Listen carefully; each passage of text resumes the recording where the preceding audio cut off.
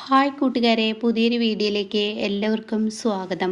അങ്ങനെ ഇന്ദ്രൻ വീട്ടിൽ തിരിച്ചെത്തിയിരിക്കുകയാണ് കേട്ടോ. അപ്പോൾ ഈ സമയം സോനു ചോദിക്കുകയാണ്, അല്ല ഇന്ദ്രേട്ടാ, ഇന്ദ്രേട്ടൻ എങ്ങോട്ടാണ് പോയത്? അതെന്താ എനിക്ക് എങ്ങോട്ടും പോകാൻ പാടില്ലേ? അല്ല അനുചേച്ചിയും കൊണ്ടാണോ പോയത്? അതെന്താ അനുചേച്ചിയും കൊണ്ട് പോകാൻ പാടില്ലേ? എന്താ അനുപമ എൻ്റെ കൂടെ താമസിക്കുന്നില്ല, വരുന്നതിന് നിനക്ക് എന്തെങ്കിലും എതിർപ്പുണ്ടോ? അത് കേൾക്കുന്ന സോനൊന്ന് പരുങ്ങുന്നു കേട്ടോ. ഈശ്വര, ഇതെന്ത് ചോദ്യമാണ്? തൻ്റെ മനസ്സ് എത്ര പെട്ടെന്ന് വായിച്ചെടുത്തിരിക്കുന്നു എന്ന ഭാവത്തിൽ സോന ഇങ്ങനെ നിൽക്കാൻ കേട്ടോ. പിന്നീട് ഇന്ദ്രൻ അകത്തോട്ട് കയറി പോവാണ്. ആ സമയം തൻ്റെ റൂം പൂട്ടിയിട്ടിരിക്കുകയാണ്. അങ്ങനെ ഇന്ദ്രൻ അത് തള്ളി തുറക്കാൻ ശ്രമിക്കുമ്പോഴേക്കും സത്യനും സോനയും ശ്യാമും എല്ലാവരും കൂടി വന്നിട്ട് പറയാണ്, അതെ ഇന്ദ്രട്ട, അമ്മ ഇന്ദ്രട്ടൻ്റെ റൂം പൂട്ടിയിട്ടിരിക്കുകയാണ്. പിന്നീട് ശ്യാമു പറയണേ, സോറി ഇന്ദ്രട്ട, ഞങ്ങൾക്ക് റൂം പൂട്ടിയിട്ടെന്ന് തടയാൻ കഴിഞ്ഞില്ല. ഈ പറയുന്ന ഇന്ദ്രട്ടൻ്റെ വസ്ത്രങ്ങളും എല്ലാം കത്തിക്കാൻ നോക്കി. ആ സമയം ഞങ്ങളെല്ലാവരും കൂടി തടഞ്ഞു, പക്ഷെ റൂം പൂട്ടിയിട്ടത് ഞങ്ങൾ കണ്ടില്ല എന്ന് പറയാം കേട്ടോ. അത് കേൾക്കുന്ന ഇന്ദ്രൻ പറയണേ, അതിനിത് മണിച്ചിത്രത്താഴ് കൊണ്ടിട്ട് പൂട്ടൊന്നല്ലല്ലോ, ഒരു ചവിട്ടിനങ്ങ് ഒരു ചവിട്ടിനങ്ങ് തുറക്കാൻ പറ്റുന്നൊരു പൂട്ടല്ലേ, അത് ഞാൻ തുറന്നോളാം എന്ന് ഇന്ദ്രൻ പറഞ്ഞിട്ട് ആ കഥക് ചവിട്ടി തുറക്കുകയാണ് കേട്ടോ. ഈ ഒരു അന്താളിപ്പ് സോനയിൽ പേടി ഉയർത്തുകയാണ് കേട്ടോ. ഈശ്വര, ഇന്ദ്രേട്ടൻ വന്നിരിക്കുന്ന പഴയ ഇന്ദ്രേട്ടനെ ആയിട്ടല്ല, വലിയ കലിതുള്ളി തന്നെ എന്നിങ്ങനെ സോന ചിന്തിക്കുകയാണ് കേട്ടോ. പിന്നീട് സുശീലയാണ് കാണിക്കുന്നത്. ഒത്തിരി നേരം ഉമ്മറത്തിരുന്നിട്ടും ആരും പുറത്തോട്ടും വരുന്നില്ല, മാഷിനെയും കാണാനില്ല. വല്ലാത്തൊരു കഷ്ടം. ഈ വാതിരി ഇതിൻ്റെ ഉള്ളിൽ ഇത്രയും തോന്നെ ഇരിക്കുമെന്ന് എനിക്ക് തോന്നുന്നില്ല. അപ്പം അയാൾ ഇവിടെ ഇല്ലേ? ഇനി ഈ മൂദേവികൾ മനഃപൂർവ്വം എന്നിട്ട് കൊടുക്കുകയാണോ എന്നൊക്കെ പറഞ്ഞിട്ട് അങ്ങോട്ടും ഇങ്ങോട്ടും സുശീല നടക്കുമ്പോൾ തൻ്റെ ഫോൺ റിങ് ചെയ്യുന്നു. അപ്പോഴാണ് ദയ പറയുന്നത് കേട്ടോ, അവർ പോയാണാവോ? ആ ഇല്ല, പോയിട്ടില്ല, അവരുടെ ഫോൺ അടിക്കുന്നത്. എന്തായാലും ഇനി ഇതിങ്ങനെ വിടാൻ പറ്റത്തില്ല, നമുക്ക് കഥകങ്ങ് തുറക്കാം, മതി, ഇത് മടുത്തു, വാതിലങ്ങ് തുറന്നിട്ട് അച്ഛൻ ഇവിടെ ഇല്ലെന്ന് അവരെ അറിയട്ടെ.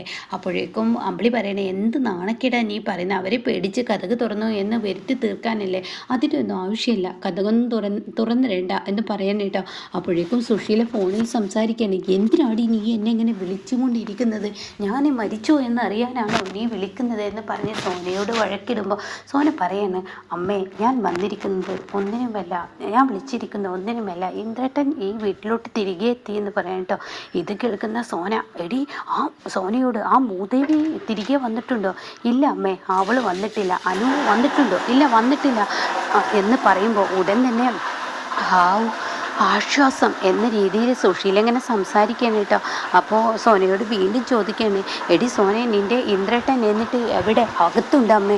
അമ്മേ, ഞാനൊരു കാര്യം പറയട്ടെ, ഇനി വെക്കടി എന്നും പറഞ്ഞ് ഫോണ് വെക്കാൻ കേട്ടോ. പിന്നീടാണെങ്കിലോ നേരെ ആ മൂദേവികളോട് പറയണം, എന്തായാലും എൻ്റെ മകൻ തിരിച്ചു വന്നിരുന്ന്, ഇനി ആ വാതിരെയും കാണണ്ട, എനിക്ക് ആ അനന്തമോഷനെയും കാണണ്ട എന്നൊക്കെ പറഞ്ഞിട്ട് കഥകൾ നിർത്താതെ തട്ടുമ്പോൾ ദയക്ക് ദേഷ്യം പിടിക്കുകയാണ്. ദയ പറയാണ്, ഇവരുടെ പ്രവൃത്തി അതിരി കിടക്കുന്നു, ഇത് ഇനി ഇങ്ങനെ വിട്ടാൽ ശരിയാവില്ല, ഞാൻ ഇവർക്ക് കണക്കിന് കൊടുക്കട്ടെ, ഞാൻ കഥക് തുറക്കട്ടെ എന്നും പറഞ്ഞ് കഥകങ്ങ് തുറക്കുകയാണ് കേട്ടോ. കഥക് തുറക്കുന്നതിനോട് കൂടി, എന്തിനാ സ്ത്രീ നിങ്ങൾ ഞങ്ങളിങ്ങനെ താമസിക്കുന്ന വീട്ടിൽ വന്ന് ഇങ്ങനെ മനുഷ്യനെ ബുദ്ധിമുട്ടിക്കുന്ന, കഥക് ചവിട്ടി തുറക്കുന്ന രീതിയിലുള്ള പെരുമാറ്റം നിങ്ങളെ ഉണ്ടല്ലോ എന്ന് പറയുമ്പോൾ, എടി ഞാനേ പോവുകയാണ്, എനിക്കിവിടെ ഇനി നിൽക്കേണ്ട ആവശ്യമില്ല, എൻ്റെ മകൻ തിരികെ വന്നിരിക്കുന്നു. അത് കേൾക്കുന്ന ദയവും അമ്പിളിയും ചീരവും ഭാനുമൊക്കെ ഞെട്ടിപ്പോവാണ് കേട്ടോ. എൻ്റെ മകൻ എൻ്റെ കൂടെ തിരികെ വന്നിരിക്കുന്നു. അത് കേൾക്കുന്ന അമ്പിളി ചോദിക്കുകയാണ്, ഞങ്ങളുടെ അനു ഉണ്ടോ എന്ന്. ഇല്ല, എൻ്റെ മകൻ തനിയാണ് വന്നിരിക്കുന്നത്, നിൻ്റെ ഏട്ടത്തി മൂദേവി അവൾ എന്തായാലും വന്നിട്ടില്ല, അതുകൊണ്ട് തന്നെ എനിക്കിനി നിങ്ങളുടെ അച്ഛനെയും കാണണ്ട, ആരെയും കാണണ്ട, ആ മാഷിനോട് അതിനുള്ളിൽ തന്നെ ഇരിക്കാൻ പറയും, എനിക്ക് അങ്ങേരെ കാണണ്ട, ഞാൻ പോകുന്നു എന്ന് പറഞ്ഞ് സുശീല അങ്ങ് പോകാൻ ഒരുങ്ങുമ്പോൾ ചേരി പറയണേ, ഒന്നവിടെ നിന്നേ, എന്താടി നിനക്ക് ആവശ്യം എന്ന് സുശീല ചോദിക്കുമ്പോൾ ഉടൻ തന്നെ ചീരു പറയണേ, അതെ, ഞങ്ങളുടെ ചേച്ചിയെ കൊണ്ടുപോയത് നിങ്ങളുടെ മകനാണെന്ന് നിങ്ങൾ പറഞ്ഞു, അപ്പം ഞങ്ങളുടെ ചേച്ചി എവിടെ എന്നുള്ളതിന് ഉത്തരം പറ. അപ്പോഴേക്കും ദയ പറയാൻ, ശരിയാണല്ലോ, ഞങ്ങളുടെ ചേച്ചി എവിടെ? അപ്പോൾ അമ്പിളി പറയണേ, അത് ശരിയാണല്ലോ, എവിടെ അനുവിനെ വിടാതെ നിങ്ങൾ പോവില്ല, ഇനിയിപ്പോൾ നിങ്ങൾ എല്ലാവരും നിങ്ങളുടെ മകനും കൂടിയിട്ട് അനുപമയെ എന്തെങ്കിലും ചെയ്തോ? അപ്പോൾ ദയ പറയണേ, നിങ്ങളുടെ മകനും കൂടിയിട്ട് ഇനിയിപ്പോൾ അനുചേച്ചി എവിടെയെങ്കിലും കൊണ്ടുപോയിട്ടോ, മര്യാദക്ക് പറഞ്ഞിട്ട് പോയിക്കോ, ഇത് ഇല്ലാത്തത് വളച്ചുണ്ടാക്കിയാലോ. അപ്പോഴേക്കും സുശീല പറയണേ, ഇത് ഞാനൊരു കാര്യം പറഞ്ഞേക്കാം, അവൾ വല്ലവരുടെയും കൂടെ ഒളിച്ചോടി പോയിട്ടുണ്ട്. അത് കേൾക്കുന്നതിനോടുകൂടി അമ്പിളിക്ക് അങ്ങ് ദേഷ്യം പിടിക്കുകയാണ് കേട്ടോ. ദേ തളെ, നിങ്ങളുടെ ചൊറിഞ്ഞ നാവ് കൊണ്ട് എന്നും പറയാമെന്നുള്ള ഈ ഒരു തോന്നലുണ്ടല്ലോ, അത് മര്യാദക്ക് അങ്ങ് നിർത്തിക്കോ നിങ്ങളുടെ ഈ ചൊറിഞ്ഞ നാവ് ഒരിക്കലും ഇനി ഇവിടെ നടക്കില്ല. മര്യാദക്ക് ഞങ്ങളുടെ അനു എവിടെയെന്ന് പറഞ്ഞിട്ട് നിങ്ങൾ പോയാൽ മതി. നിങ്ങളുടെ മകനും കൂടി കളിച്ച കളിയല്ലേ, അതുകൊണ്ട് മര്യാദക്ക് പറയൂ എന്നവിടെ പറയുമ്പോൾ ഉടൻ തന്നെ സുശീലക്ക് പേടി വരികയാണ് കേട്ടോ. ഈ 3 പെണ്ണുങ്ങളും തന്നെ ഇട്ട് വളയുമ്പോൾ സുശീല വല്ലാതെ പേടിക്കുന്നുണ്ട് കേട്ടോ. ആ സമയം എന്താ നിങ്ങൾക്ക് പേടിയാവുന്നുണ്ടോ, നിങ്ങൾക്ക് ഭയമുണ്ടോ? നിങ്ങളോട് ചോദിച്ചതിനുള്ള മറുപടി പറ. നിങ്ങൾ എന്തിനാണ് ഈ പറയുന്ന ഞങ്ങളുടെ അനുചേച്ചി ഒളിപ്പിച്ച് വെച്ചിരിക്കുന്നത്? നിങ്ങളുടെ മകൻ നിങ്ങളുടെ ചേച്ചി എവിടെ പോയെന്ന് എനിക്കറിയില്ല എന്ന് പറഞ്ഞിട്ട് ചീരുവിൻ്റെ കൈകൾ തട്ടി മാറ്റി പെട്ടെന്ന് സുശീല അവിടെ നിന്ന് ഓടി രക്ഷപ്പെട്ടു കേട്ടോ. എന്നാൽ ഈ സമയം ദയ പിന്നാലെ ഓടി വന്നിട്ട് അതെ, നിങ്ങൾ അങ്ങനെ അങ്ങ് പോകാൻ പറ്റത്തില്ല, എവിടെ ഞങ്ങളുടെ ചേച്ചി എന്ന് പറഞ്ഞതിന് ശേഷം മാത്രം പോയാൽ മതി. അത് കേൾക്കുന്നതിനോടുകൂടി ഉടൻ തന്നെ സുശീല എനിക്കെൻ്റെ മകൻ്റെ വിവരം അറിയാം, നിങ്ങളുടെ ചേച്ചിയുടെ വിവരം നിങ്ങൾ അന്വേഷിച്ചോ എന്നും പറഞ്ഞ് സുശീല ഓടടാ ഓട്ടോ. പിന്നീട് കാണിക്കുന്നത് ഇന്ദ്രനെയാണ്. ഇന്ദ്രൻ കുളിച്ചു വരുന്ന ആ ഒരു രംഗമാണ്. അങ്ങനെ കുളിയൊക്കെ കഴിഞ്ഞ് താൻ ഇങ്ങനെ തൻ്റെ മുടിയൊക്കെ ചെയ്യുമ്പോഴാണ് സുശീല കയറി വരുന്നത്. സുശീലയെ കാണുന്ന സത്യനും സോനയും ഒക്കെ ഇങ്ങനെ ഭയത്തോടു കൂടി നോക്കുകയാണ്. ഇനിയിപ്പോൾ ഇവിടെ ഒരു വഴക്ക് വീണ്ടും ഉണ്ടാക്കാൻ പോവുകയാണല്ലോ എന്ന ഭയത്തോടു കൂടിയിട്ട് അങ്ങനെ എവിടെയടി അവൻ എന്നിങ്ങനെ സോനയോട് ചോദിക്കുമ്പോൾ അമ്മ ഒന്ന് അടങ്ങ്, ഇങ്ങനെ വെറുതെ ദേഷ്യപ്പെടല്ലേ, അമ്മ പൂട്ടിയിട്ടിരിക്കുന്ന റൂമൊക്കെ ഇന്ദ്രട്ടൻ ചവിട്ടി തുറന്നിരിക്കുകയാണ്, ഒന്ന് അടങ്ങ്. എന്താടി അവൻ്റെ മുന്നിലോട്ട് പോയാൽ അവൻ എന്നെ എന്തെങ്കിലും ചെയ്യോ? ആ അമ്മേ, ഇന്ദ്രട്ടൻ പഴയ ഇന്ദ്രട്ടനല്ല, അതെന്താടി അവനിപ്പോൾ വരുമ്പോൾ 2 കൊമ്പ് മുളച്ചിട്ടാണ് വന്നിരിക്കുന്നത് എന്ന് പറഞ്ഞിട്ട് സുശീല ആ റൂമിൻ്റെ കതകങ്ങ് തട്ടണിട്ടോ. എടാ ഇന്ദ്ര, ആരോട് ചോദിച്ചിട്ടാടാ ഈ റൂം നീ തുറന്നത്? എന്തിനാണ് നീ ഈ റൂം തുറന്നത് എന്നൊക്കെ പറയുമ്പോൾ ഇന്ദ്രൻ കഥക് തുറക്കുന്നുള്ളൂ കേട്ടോ. അപ്പോൾ ഇന്ദ്രൻ ചോദിക്കണേ, നിങ്ങൾ എന്തിനാണ് എൻ്റെ റൂം പൂട്ടിയിട്ടിരിക്കുന്നത്? അതെ, ഇനി ആ മൂദേവിയും കൊണ്ട് വന്ന ഈ റൂമിൽ താമസിക്കുമെന്ന് കരുതിയിട്ടാണ് ഞാൻ പൂട്ടിയിട്ടിരിക്കുന്നത്. അത് കേൾക്കുന്നതിനോടുകൂടി ഇന്ദ്രൻ പറയണേ, അതെന്താ അനുവിന് ഇവിടെ കയറി വരാൻ പറ്റത്തില്ലേ? അനു എൻ്റെ ഭാര്യയാണ്, നിയമപരമായി അവൾ എൻ്റെ ഭാര്യയാണ്. അവൾക്ക് എന്ന് നിയമപരമായി എൻ്റെ ഭാര്യയല്ല എന്നുള്ള ആ പദവി കിട്ടുന്നു അന്ന് വരെ അവൾക്ക് ഈ വീട്ടിൽ എപ്പോൾ വേണമെങ്കിലും കയറി വരാമെന്ന് പറയട്ടോ. ഇത് കേൾക്കുന്ന സുശീല പറയണേ, അങ്ങനെ നീ കാര്യം തീരുമാനിച്ചാൽ എങ്ങനെ? അതൊന്നും നടക്കത്തില്ല. എടാ, നീ ആ മൂദേവിയും കൊണ്ട് ഈ സംസാരം കേൾക്കുമ്പോൾ എപ്പോഴും ഏത് സമയം ഒളിച്ചോടുമെന്ന് എനിക്ക് മനസ്സിലായി. അതുകൊണ്ട് ഞാൻ നിന്നോടൊരു കാര്യം പറയട്ടെ, മര്യാദക്ക് ആ സച്ചി സാറിൻ്റെ പണം അത് ഇന്ന് ഈ നിമിഷം കൊടുക്കും. അത് കേൾക്കുന്ന സത്യം പറയണേ, അമ്മ ഇന്ദ്രേട്ട ഇപ്പോൾ വന്നതേ ഉള്ളൂ, സച്ചി സാറിൻ്റെ പണം കൊടുക്കുക, ഇനി സമയം സാവകാശമൊക്കെ ഉണ്ടല്ലോ, ഒന്ന് അടങ്ങുന്നുണ്ടോ? അതങ്ങനെ അടങ്ങാൻ പറ്റത്തില്ല. എനിക്ക് ഈ നിമിഷം ഇവൻ എൻ്റെ സച്ചി സാറിൻ്റെ കൂടെ ഇവൻ എൻ്റെ അവരുടെ വീട്ടിലോട്ട് വരണം. അത് കേൾക്കുന്ന ഷ്യാമിന് മനസ്സിനൊരു ബുദ്ധിമുട്ട് വരണം ഈശ്വരൻ, ഞാൻ കാരണം ഇങ്ങനെ ഒരു കടബാധ്യത വന്നല്ലോ എന്ന ആ ഒരു ലെവലിൽ ഷ്യാമ് നിൽക്കുകയാണ്. സോനയും നിൽക്കുന്നുണ്ട് കേട്ടോ. അപ്പോൾ ഇന്ദ്രൻ പറയണേ, നിങ്ങളൊന്ന് റൂമിൽ നിന്ന് ഇറങ്ങി തന്നെ നിങ്ങൾ ഡ്രസ്സ് മാറിക്കോളൂ, സജി സാറിൻ്റെ വീട്ടിലോട്ട് ഞാൻ വരാമെന്ന് പറയട്ടോ.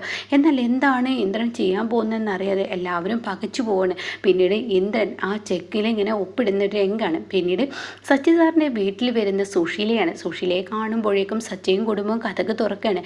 അപ്പോൾ ഇന്ദ്ര, നീ എപ്പോൾ തിരിച്ചെത്തി? അപ്പോൾ സച്ചി സാറേ, ഞാൻ എൻ്റെ മകൻ ഒളിച്ചോടിപ്പോയ എൻ്റെ മകനെ കയ്യോടെ പിടിച്ചു കൊണ്ടിരിക്കുകയാണ്. സച്ചി സാറിന് 15 ലക്ഷം തരാതെ ഇവ മുങ്ങാനുള്ള പരിപാടിയായിരുന്നു, ആ മൂദേവിയുടെ കൂടെ ഒളിച്ചോടാനുള്ള പരിപാടിയായിരുന്നു. അപ്പോഴേക്കും ആഹാ, ഇതിപ്പാരി ഇന്ദ്രൻ എത്തിയോ എന്ന് ഗോകുലി ചോദിക്കുകയാണ്. ഞാൻ എത്തി. എന്തായാലും ഇന്ദ്രട്ട, അനുചേച്ചിയും കൊണ്ട് ഇന്ദ്രട്ടൻ എങ്ങോട്ടേക്കാണ് പോയത്? അപ്പോൾ ഉടൻ തന്നെ സുശീല പറയണേ, ഇവനെ ഒരു രാജകുമാരൻ്റെ പോലെ ജീവിക്കേണ്ട, നല്ല രാജകുമാരനായി ജീവിക്കാനുള്ള ആ ഒരു ഭാഗ്യം ഇവന് കയ്യിൽ കിട്ടിയപ്പോൾ ഇവന് അതിന് സൗഭാഗ്യം തിരിച്ചറിയാൻ കഴിഞ്ഞില്ല. അതാണ് ഇവന് പറ്റിയ തെറ്റ്. അത് കേൾക്കുന്നതിനോടുകൂടി ഗോകുൽ പറയണേ, ഇവന് ഇനി എന്തായാലും രാജകുമാരനൊന്നും ആവാൻ കഴിയില്ല, ഇവന് ഇനി രാജാവാം, രാജകുമാരൻ ഇവൻ്റെ മകനാവാം, അല്ലാതെയും കണ്ട് ഈ പ്രായമായ ഇവനെ രാജാവ് എങ്ങനെ ആക്കാനാണ്? അത് കേൾക്കുന്ന ഇന്ദ്രൻ ചിരിക്കുകയാണ് കേട്ടോ. എന്താ ഇന്ദ്ര, ഞാൻ പറഞ്ഞത് ശരിയല്ലേ? അപ്പോൾ അത് കേട്ടോടെ തന്നെ ശരിയാണെന്ന് പറയണം കേട്ടോ. പിന്നീടാണെങ്കിൽ എന്തോ ഇന്ദ്രട്ടൻ എങ്ങോട്ടാണ് പോയത്? വല്ലാത്തൊരു ട്വിസ്റ്റായിപ്പോയി. ഈ കോടതിയിൽ പോയിട്ട് ഇന്ദ്രട്ട അനുചേച്ചിയും കൊണ്ട് ഒളിച്ചോടിയതൊക്കെ അതൊരു വല്ലാത്തൊരു രസം തന്നെയായിരുന്നു. ഞാൻ അനുവിനും കുഞ്ഞിനും ഒരു സന്തോഷമാവട്ടെ എന്ന് കരുതി ഞങ്ങൾക്ക് 2 ദിവസം മാറി നിൽക്കാൻ വേണ്ടി പോയതാണ്. എന്തായാലും അത് അടിപൊളി. ഇനി എന്തായാലും ഇന്ദ്രട്ടൻ്റെ ജീവിതം. അപ്പോഴേക്കും സുശീലക്ക് ദേഷ്യം പിടിക്കാനെത്തുക. സച്ചി സാറേ, ഞാൻ ഇവിടെ വന്നത് ഞാൻ വാങ്ങിച്ച 15 ലക്ഷം അത് ഇവന് ഇന്നല്ലെങ്കിൽ നാളെ ഇവന് അത് തരാതെ മുങ്ങിയല്ലേ അത് എൻ്റെ തലയിലാവും. അപ്പോൾ അതുകൊണ്ട് സച്ചി സാറേ, ഇപ്പം തന്നെ ഈ സമയം തന്നെ ആ പണം തിരികെ വാങ്ങിച്ചോളൂ. അപ്പോൾ സച്ചി പറയണ അതെ, എന്തായാലും ഇനിയിപ്പോൾ ഇന്ദ്ര, ഇനിയിപ്പോൾ ഒരു 6 മാസത്തെ സാവകാശം ഞാൻ നിനക്ക് തരാം, അതുകൊണ്ട് 6 മാസത്തിനുള്ളിൽ തന്നാൽ മതി. അതൊന്നും പറ്റത്തില്ല, ഇവൻ്റെ കയ്യിൽ നിന്ന് ഇപ്പം തന്നെ വാങ്ങണമെന്ന് സുശീല പറയുമ്പോൾ ഉടൻ തന്നെ ഇന്ദ്രൻ പറയണേ അതെ, ഈ പണം ഞാൻ ഇപ്പം തന്നെ തരാമെന്ന് പറഞ്ഞ് ചെക്ക് സുശീലയുടെ മുന്നിൽ വെച്ച് ഇന്ദ്രൻ അങ്ങ് കൊടുക്കുമ്പോൾ സുശീലയുടെ കിളിയാകെ പോകണേട്ടാ. അപ്പോൾ ഈ സമയം സച്ചി പറയണേ ഇന്ദ്ര, എന്തായാലും ഈ ചെക്ക് ഞാൻ വാങ്ങിച്ചിരിക്കുന്നു. നിൻ്റെ അമ്മ വാങ്ങിയ ആ കടബാധ്യത ഇന്നത്തോടു കൂടി തീർന്നു. ഇനി നിനക്ക് ഈ പറയുന്ന നിനക്ക് പണമോ അങ്ങനെ വേറെ എന്തെങ്കിലും ആവശ്യമോ ഉണ്ടെങ്കിൽ ഈ പണം തിരികെ വാങ്ങിച്ചോ, 6 മാസം കഴിഞ്ഞിട്ട് എനിക്ക് തന്നാൽ മതി എന്ന് പറയട്ടോ.